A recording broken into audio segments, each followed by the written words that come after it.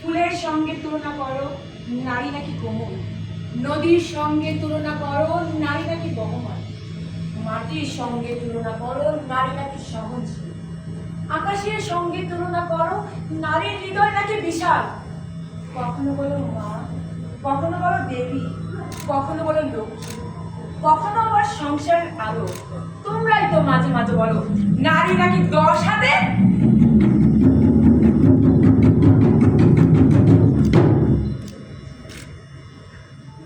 আমি ভাবি কথাটা কিন্তু মিথ্যে নয়। একজন মানুষের যদি 2টি হাত থাকে, তাহলে একজন নারী কিভাবে একা হাতে এত কাজ সামলায়? কিভাবে সকাল থেকে রাত অবধি 10 জন মানুষের দায়িত্ব একা কাঁধে তুলে নেয়? তাই আমি বলি নারীর শরীরে 2 হাত, জীবনে 10 হাত। তবু একজন নারী সংসার সামলায় নাকি বলে এটাই নাকি তার দায়িত্ব। একদিন একটা ছেলে রান্না করলো বলে ওয়াও কতটা হেল্পফুল। একটা ছেলে যখন রাস্তায় বের হয়, সে শুধু তার গন্তব্য ভাবে। একটা মেয়ে যখন রাস্তায় বের হয়, পোশাক ভাবে, সময় ভাবে, চারপাশ ভাবে, নিরাপত্তা ভাবে। এই 2 অধিকারের তুলনা কোথায়? তোমরা নারীদের সৌন্দর্যের তুলনা করো, কই তাদের পরিশ্রমের তুলনা করো না। চুপ থাকার তুলনা করো, কথা বলার অধিকারের তুলনা করো।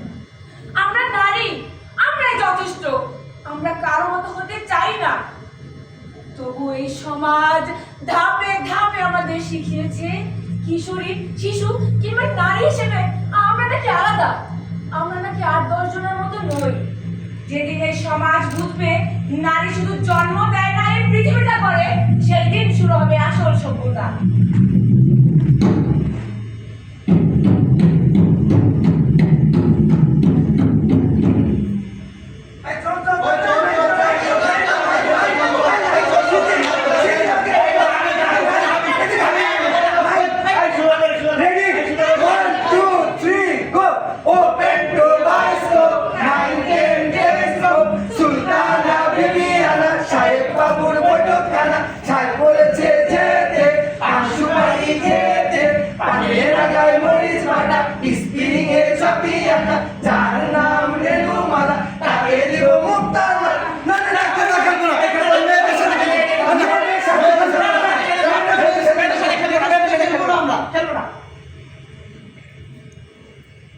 আমি মেয়ে শিশু, আমার নামটা খুব সাধারণ, কিন্তু আমার গল্পটা সাধারণ না।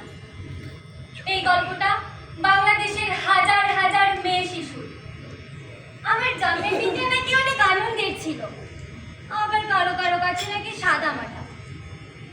যাদের কাছে সাদা মাটা ছিল তারা কেউ বলেনি, কিন্তু আমি বুঝি একজন ছেলে শিশুর জন্ম হলে আনন্দটা হয়তো একটু বড় হতো। তবু আমি বড় হচ্ছি ধীরে ধীরে প্রশ্ন নিয়ে। আমার ভাই যখন মাঠে খেলতে যায়, আমারও খুব ইচ্ছে করে মাঠে খেলতে যেতে, কিন্তু আমি বাসায় থাকি। মা বলে মেয়েদের এত বাইরে যাওয়া ভালো না।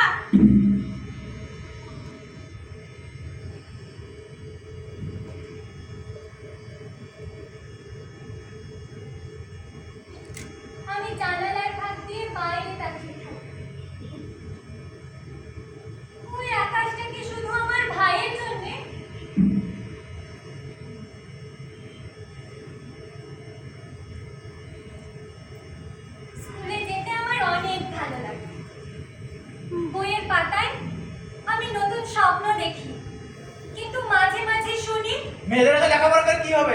বিয়ে হয়ে যাবে।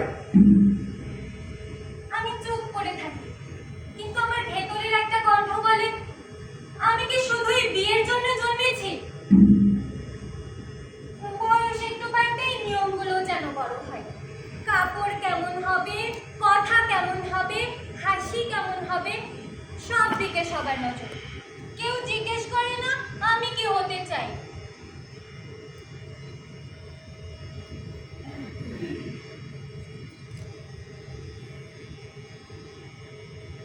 কখনো কখনো আমার ভয় হয় রাস্তা দিয়ে হাঁটার সময়। কিছু অচেনা দৃষ্টির সামনে, কিছু কথা, কিছু আচরণ যেগুলো আমাকে ছোট করে দেয়, আমাকে চুপ করিয়ে দেয়।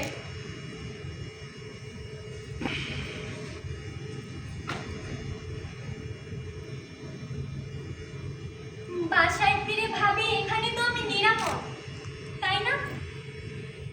কিন্তু এখানেও চাপ আছে। এইভাবে বসো না। এভাবে কথা বলো না। মেয়েদের এমনই হতে হয়। আমি ধীরে ধীরে নিজেকে বদলাতে থাকি। আমার হাসি কমে যায়, আমার প্রশ্নগুলো হারিয়ে যায়, কিন্তু আমি স্বপ্ন দেখতে ভুলি না। আমি চাই আমি একজন শিক্ষক হব, একজন ডাক্তার হব, কিংবা শুধু একজন মানুষ হব যে নিজের সিদ্ধান্ত নিজে নিতে পারবে। আমি চাই কেউ আমাকে থামিয়ে না দিক শুধু আমি মেয়ে বলে। আমি জানি আমার মাও একদিন এমনই ছিল, তারও অনেক স্বপ্ন ছিল, কিন্তু সময় তাকে থামিয়ে দিয়েছে। আজ সে আমাকে থামাতে চায়, ভালোবাসা থেকে, ভয় থেকে। আমি তাকে দোষ দিই না। আমি শুধু চাই এই চাপিয়ে দেওয়া নিয়মগুলো ভাঙুক। আমি চাই একদিন একটি মেয়ে শিশুর জন্ম হলে কেউ দীর্ঘশ্বাস না ফেলে হাসুক। আমি আর আমার ভাই যেন মাঠে একসাথে খেলতে পারি, কেউ যেন আমাদের বাধা না দেয়। আমি চাই আমার বইয়ের পাতা কখনো বন্ধ হবে না বিয়ের অজুহাতে।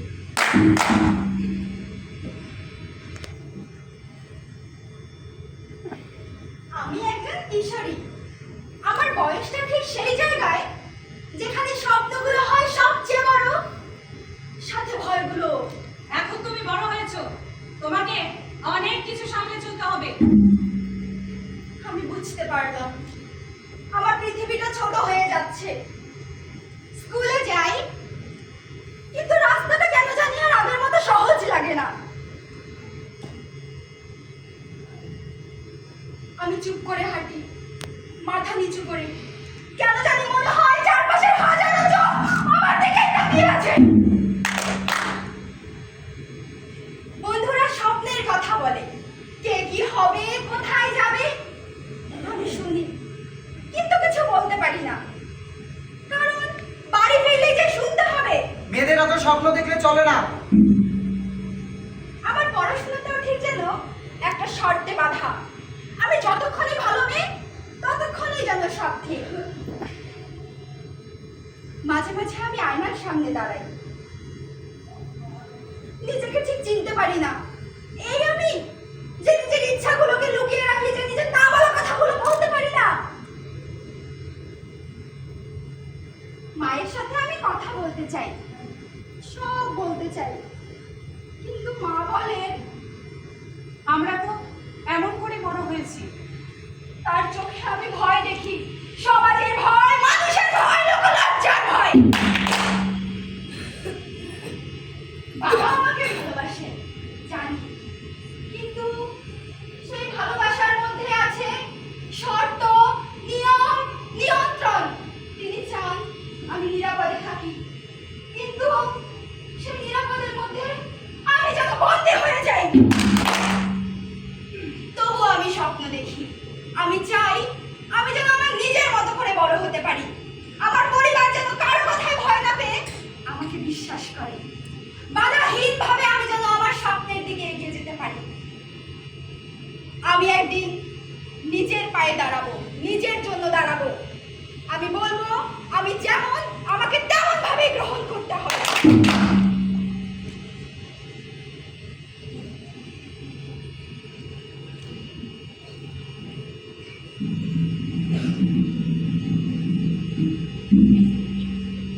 দেখে বুঝতেই পারছেন আমি একজন নায়ক।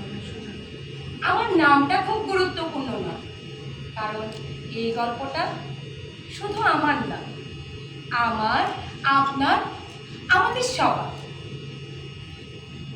প্রতিদিন খুব ভোরে ঘুম ভাঙে আমার।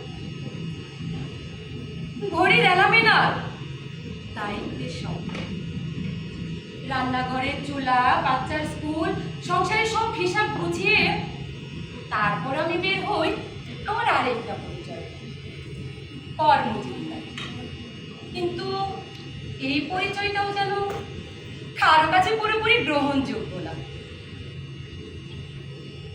অফিসে ঢুকতে মনে হয় প্রতিদিন আমাকে প্রমাণ দিতে হবে আমি যোগ্য, অথচ আমার পাশে বসা পুরুষ সহকর্মী হয়তো সে একই কাজ করছে, কিন্তু তার দক্ষতা নিয়ে কারও কোনো প্রশ্ন নেই। আমার ক্ষেত্রে আছে। পারবে পারবে এত চাপ নিতে?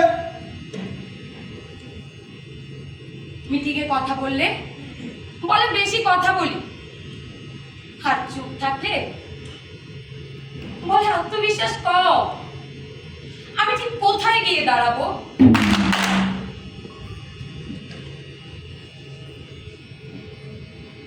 কখনো কখনো এমন কিছু দৃষ্টি, এমন কিছু ইঙ্গিত থাকে যা যা ভাষায় প্রকাশ করা যায় না, শুধু অনুভব করা যায় প্রতিটা মুহূর্তে।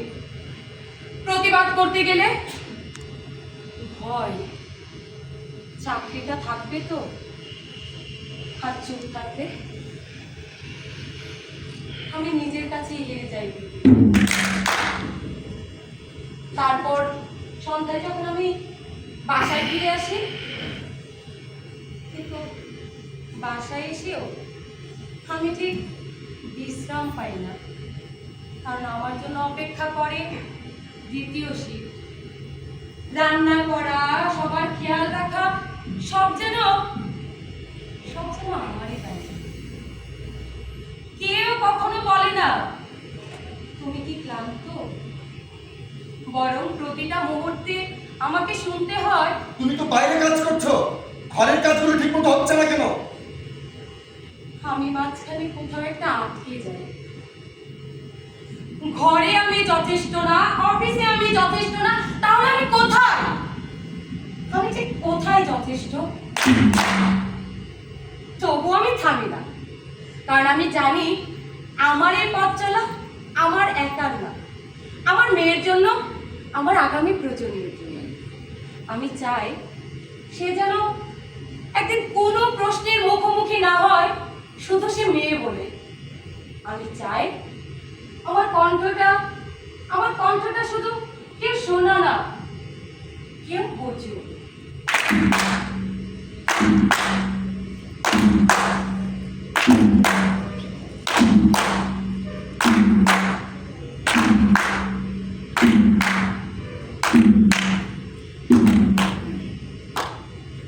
আমি মেয়ে শিশু, আমি দুর্বল না, আমি সম্ভাবনা। আমি চুপ না, আমাকে চুপ করিয়ে রাখা হয়েছে। কিন্তু একদিন আমি কথা বলবো, আমার জন্য, আমার মতো সব মেয়েদের জন্য।